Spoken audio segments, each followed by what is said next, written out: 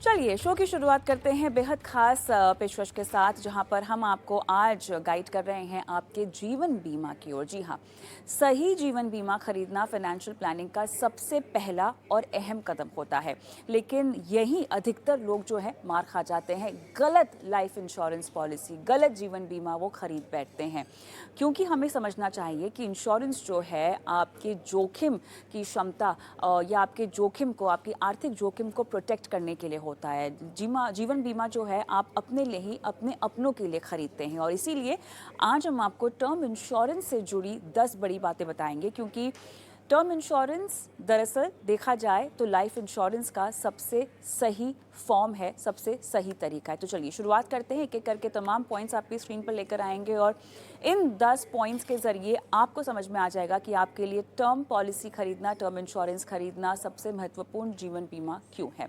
तो सबसे पहले, टर्म इंश्योरेंस आपको कैसे लेना चाहिए, कितने का कवर आपको लेना चाहिए। आपकी जितनी सालाना आय है उससे कम 10 से 12 गुना ज़्यादा आपका टर्म इंश्योरेंस कवर होना चाहिए। अच्छा, इतना ही नहीं, ये कवर तय करने के लिए आपको अपने ऊपर जितनी भी आर्थिक जिम्मेदारियां हैं, आपके ना रहने पर या किसी भी तरह की अनहोनी हो जाने पर आपके परिवारजनों को, आपके अपनों को जिस भी तरह के आर्थिक संकट हो सकते हैं, मान लीजिए अगर आपका कोई होम लोन चल रहा है जो कि आपके ना रहने पर आपके परिवार वालों को चुकाना पड़ेगा, तो उसका बंदोबस्त करना, बच्चों की पढ़ाई लिखाई का खर्च, ये सारे चीज़ों को, इन सब बातों को ध्यान में रखते हुए आपको अपना टर्म कवर जो है वो तय करना है। आपके ना रहने पर जितनी भी आर्थिक जिम्मेदारियां जो पूरी ना हो पाएंगी, उनका आपको आकलन करना है, और उसके मुताबिक आपको अपने लिए टर्म कवर जो है वो खरीदना है।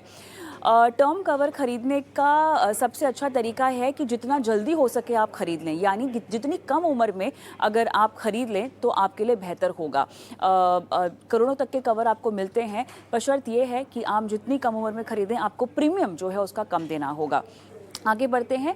टर्म इंश्योरेंस इसको इसीलिए कहा जाता है क्योंकि ये एक निर्धारित अवधि तक ही आपको मिलता है। हालांकि हम देख रहे हैं कि आजकल जो कंपनियां हैं वो 100 तक की उम्र के टर्म कवर्स भी आपको दे रही हैं, बहुत सारे फीचर्स ऐड कर दे रही हैं, लेकिन टर्म कवर का मकसद यही है कि जब तक आप के ऊपर आर्थिक जिम्मेदारियां पूरी नहीं हो जाती, तब तक के लिए आपको अपने आप को कवर करना है, क्योंकि इंश्योरेंस का काम है रिस्क प्रोटेक्शन करना, आपके ऊपर जितनी भी आर्थिक जिम्मेदारियां हैं, लाइबिलिटीज़ हैं, उनको पूरा करना। तो इसीलिए अधिकतर लोग हम देखते हैं जो टर्म इंश्योरेंस लेते हैं वो 70-75 तक की उम्र तक के लिए लेते हैं, क्योंकि तब तक उनके ऊपर जितनी फाइनेंशियल रिस्पॉन्सिबिलिटीज़ होती, जिम्मेदारियाँ होती हैं, वो पूरी हो चुकी होती हैं। तो टर्म कवर यानी एक निश्चित अवधि तक आपको वो कवर मिलता है।